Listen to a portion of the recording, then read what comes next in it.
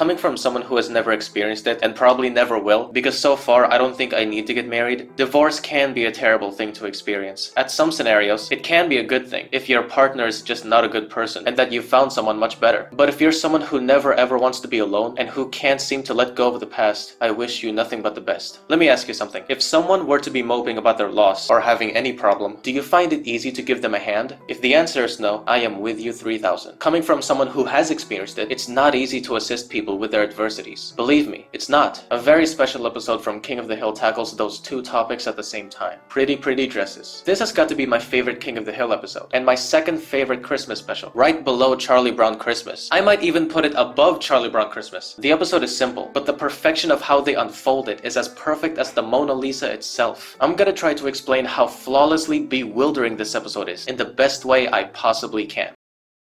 The episode opens with Bill crying because today is Christmas, also known as the most wonderful time of the year, also known as the birthday of our Lord, also known as the anniversary of Bill's divorce.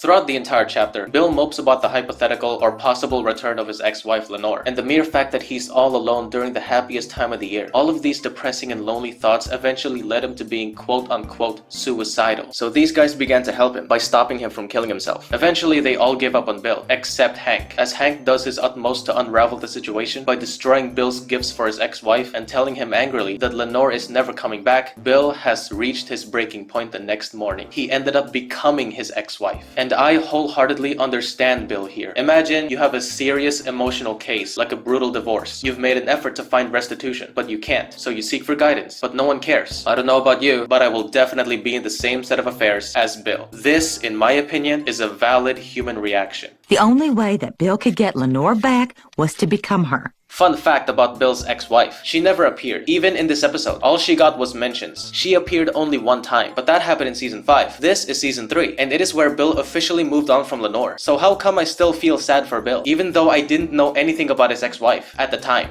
Let me explain. Sometimes it's okay to not see how the character lost a certain person, and it's also okay to not see that certain person at all, as long as the past events that led to the character's depression are straightforward and easy to apprehend. Witnessing the character's response to the loss is good enough for the audience to feel bad for. Just make sure it's sensical and consistent, relatable and dramatized. You wanna know a character that's not sympathetic? Gabriel Agreste. Oh boo-hoo, my wife is dead. Therefore I put innocent people in danger. His motivation is sad, but the way he reacts to it prevents me from feeling sympathy for him. Also, Gabby's reaction to Emily's death gives me a lot of questions about how exactly Emily died or got into a coma. Is this coma or death? That's why I want to see more of Emily, because this doesn't sound simple enough to be his only rationale. There needs to be more. Unlike Bill, the reason why he's sorrowful is because his ex-wife divorced him brutally. That elucidation is good enough for me because it's simple and his reactions to his crisis are 100% comprehensible and fully consistent and very well performed by the voice actor. But I will say, it would be a lot better if we did see how his marriage and divorce happened in premature episodes, and after all of that development, we get to the present. We get to the Bill we all know and love. It would have given this episode much more emotional impact. Nonetheless, this is good writing. Now let's get to Hank. For me, this is Hank at his very best. On one side, his flaws and mistakes are so relatable, I can actually see myself in the TV screen. On the other side, the way he learned his lesson and tries to solve the problem the correct way in the end makes him seem like my ideal self, the person who I need to be. In the beginning of the episode, when Bill walks on home, Hank follows while saying he wants some cookies. But we know that that is not the reason why he's following Bill home. He's following Bill home because he's concerned about him, but he doesn't like to say it out loud. It shows that Hank is a little embarrassed at doing these sorts of things, and I get that. Hank is someone who dislikes these dramatic scenes, as it was established in episodes before this. Yeah, I just hate these big emotional scenes. Also, that's apparently how he was raised. You know how I was raised?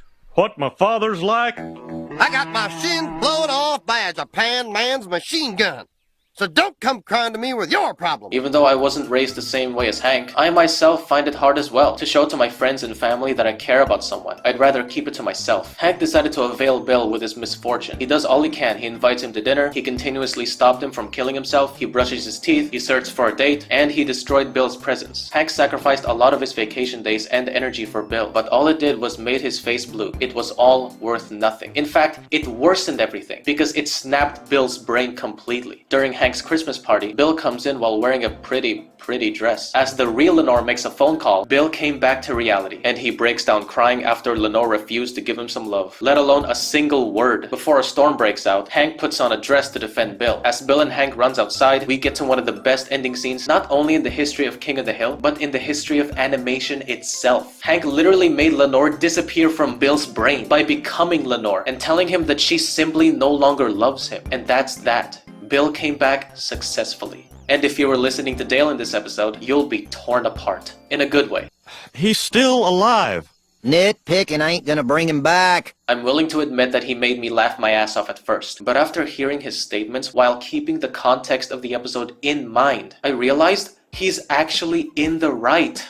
And wrong at the same time. He's in the wrong because unlike Hank, he's not giving his friend comfort at all, since it's not in his nature. It's not in my nature to care about others. However, he's right as well, because unlike Hank, Dale accepts the situation, which is what Hank needs to do, because you want to know what Hank's been doing the whole time? Nitpicking ain't gonna bring him back. Correct. If you remember why Hank wanted to lend Bill a hand in the first place, 20 years ago, he played football, and Bill blocked for him. So he decided to look after Bill because he feels like he owes him, not because he realizes that Bill is having an emotional crisis and desperately needs to move on. He's merely paying him back. No matter how much he tries to save Bill, it can't work. The scene where he denies that Bill is Lenore, Hank mentions what he has done for Bill back in the day, including right now, and how Bill doesn't even struggle to do anything to be of service to himself in his current condition. That's nitpicking, because he's mentioning what he did in football, which doesn't matter in this specific ball game. What happened to Hank in football is nothing compared to what happened to Bill's marriage. He's just suicidal, Peggy. He's not crazy. I personally think Bill wasn't being suicidal. None of these were legitimate suicidal attempts. When it was Dale's turn to look after Bill, notice how Bill hesitated to go to the bathroom. When Dale threatens him with his gun, he was avoiding getting shot at, which basically means that he never really wanted to die. I think he was just crying out for help. When he sees Hank and his family having dinner, he fell off his roof to get their attention. When Hank was watching over him and fell asleep, Bill wakes up and did this, not to kill himself, but to wake him up. In the opening of the episode, when Bill started to cry, he briefly looked at his friend, hoping that he or any one of them would care. So it was all just a cry for help. That's all he wanted. He wants help. Help with his depression. But Hank denied that by saying he's just suicidal, which is why he teamed up with his friends to prevent him from taking his own life until he snaps out of it, not to help by sympathizing and giving closure to his misery. That's why he couldn't bring him back to reality, despite all of his efforts. He was nitpicking. He was thinking about himself. He never tried to fathom why Bill is feeling so anxious until the very end, where he lowers his guard down, sacrificed his dignity, stopped thinking about himself, and accepted the circumstances as he becomes Lenore and tells Bill that she does not love him anymore. Thanks to that, Bill is saved. He gave proper closure to Bill's unresolved feelings from his past. It brought him back to reality.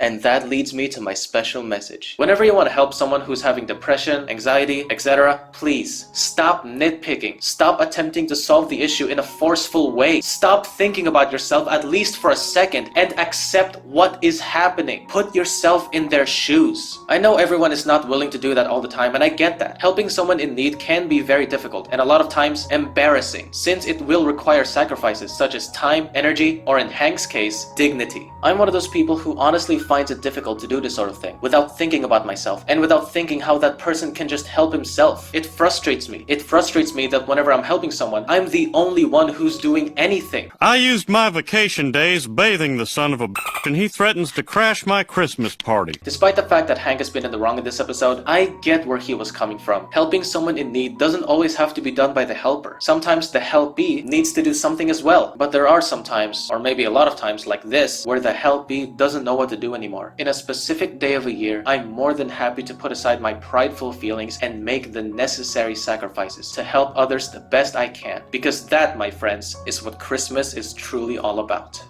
Christmas is all about celebrating the birthday of our Lord Jesus Christ, and the best and only birthday present that we can offer him is doing what he has always wished for, and that is being there for others. Give out presents, donate money, support others in need. Christian or not, religious person or not, please, at least once a year, try to be there for others. So after all of that, the episode ends in arguably the most perfect way possible. The episode ends with these guys saying, I hit rock bottom there, didn't I, Hank? And hard. And It's all uphill from now on. My name is Cyrus the Great, and I would like to wish you all a Merry Christmas.